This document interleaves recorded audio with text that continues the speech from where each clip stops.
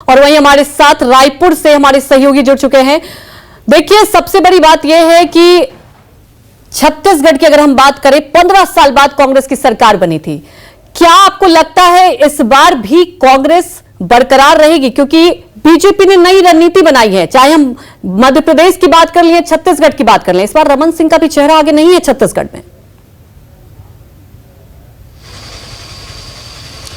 बिल्कुल सही कहा। जिस तरह से 2018 के चुनाव में 2/3 बहुमत से ज़्यादा में आने के बाद कांग्रेस की सरकार बनी थी और कांग्रेस की सरकार ने आते ही जो ताबड़तोड़ काम शुरू किया था, खासतौर पे किसानों के लिए जो उन्होंने घोषणाएं की थी, उन घोषणाओं को त्वरित रूप से अमल करते हुए किसानों के बीच ग्रामीण विकास पर ध्यान देते हुए उन्होंने अच्छी खासी पैठ जो है इस ओर बनाई थी। 2018 के चुनाव में उनको 68 सीट मिली थी। बाद में जितने उपचुनाव हुए उन सभी में कांग्रेस को विजय मिली थी और वर्तमान में अभी 90 में से 71 विधायक कांग्रेस के हैं। तो निश्चित तौर पर कांग्रेस जो है यहाँ पर अभी मजबूत स्थिति में दिखाई दे रही है। जितने भी अभी चुनावी सर्वे हुए हैं, ओपिनियन पोल हुए हैं, उन सब में कांग्रेस को एज दिखाया जा रहा है। हालांकि कांग्रेस जो है अब की बार 75 पार का नारा लगा रही है, लेकिन जो अभी फिलहाल स्थिति है उसमें जितने सर्वे हुए हैं उसमें सब में 50 से 55 के आसपास सीटें जो है वो कांग्रेस को दी जा रही है।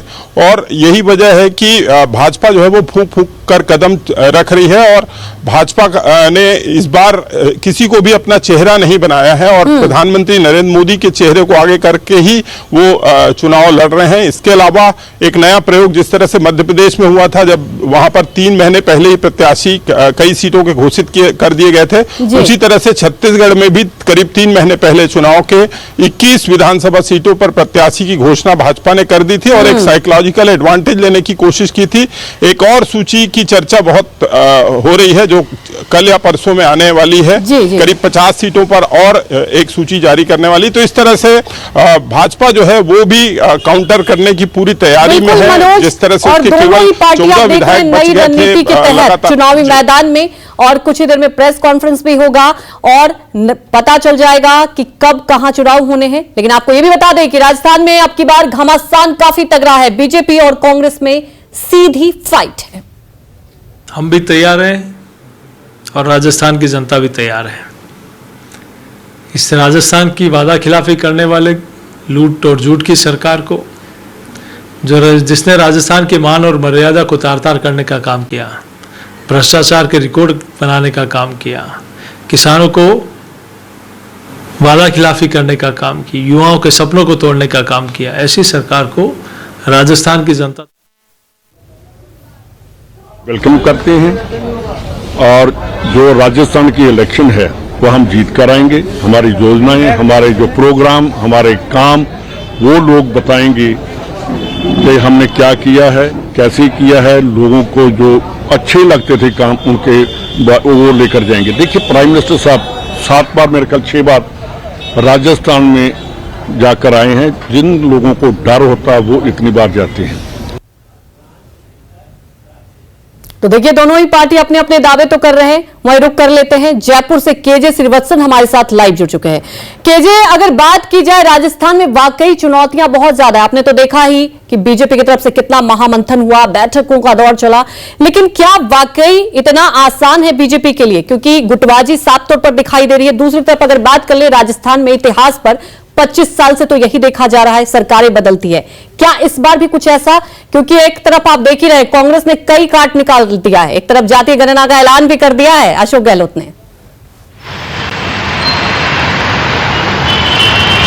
जी बिल्कुल, देखिए, राजस्थान का चुनाव इस बार सबसे ज्यादा रोचक कहा जा रहा है। रोचक इस लिहाज से क्योंकि बीजेपी अपना पूरा दमखम लगा रही है। बीजेपी के लिए प्रतिष्ठा का राजस्थान जीतना इसलिए भी सवाल कहा जा रहा है क्योंकि पूरे देश में केवल राजस्थान ही पहला ऐसा राज्य था जहां बीजेपी की पहली बार किसी राज्य में सरकार बनी थी, भैरव सिंह शेखावत जी की।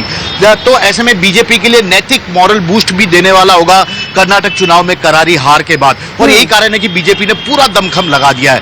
वहीं कांग्रेस अशोक गहलोत सरकार के कामकाज के दमखम पर सत्ता में रिपीट करने का की दावा कर रही है। अशोक गहलोत ने तो 156 मिशन 156 का दावा कर दिया। मिशन 2030 की वे बात कर रहे हैं, तो अपने आप में बड़ी बात है। 2023 के चुनाव है, लेकिन 2030 का सोच के वे काम कर रहे हैं जनता के बीच में। ओल्ड पेंशन स्कीम की बात हो, 500 रुपए में गैस सिलेंडर देने की बात हो, 100 यूनिट निःशुल्क बिजली, 25 लाख रुपए का चिरंजीवी स्वास्थ्य बीमा, ये ऐसी योजना है जिसका वे केंद्र से सीधा सीधा टक्कर लेने की कोशिश कर रहे हैं। तो एक बात तो साफ है कि इस बार राजस्थान में चुनाव केंद्र सरकार के यानी कि पीएम नरेंद्र मोदी के 10 साल के कामकाज और अशोक गहलोत सरकार के 5 साल की योजनाओं के आधार पर ही लड़ा जाएगा। लेकिन यहां पर दोनों ही पार्टियों के बीच में कश्मकश है। कश्मकश इस लिहाज से बीजेपी में गुटबाजी सबसे चरम पर है। 2 बार परिवर्तन यात्रा निकालने के बाद भी बीजेपी के पक्ष में कोई बड़ा माहौल यहां पर अब तक नजर नहीं आया। ऐसा उसके पार्टी के नेता भी मानते हैं। कोई चेहरा सामने लेकर नहीं आया। जब मध्य प्रदेश में वह चुनावी लिस्ट जारी करती है तो वो राजस्थान में क्यों नहीं कर पा रही? सबसे बड़ा सवाल है कि क्या वजह है बीजेपी यहां पर अभी तक अपनी पहली सूची भी जारी नहीं कर पाई। कांग्रेस के लिए भी यही बात है। कर्नाटक के रणनीति के आधार पर चुनाव लड़ने की बात कर रही थी, लेकिन कर्नाटक में 2 महीने पहले लिस्ट जारी कर दी गई थी। कांग्रेस में अभी तक लिस्टों पर मंथन भी शुरू नहीं हुआ है।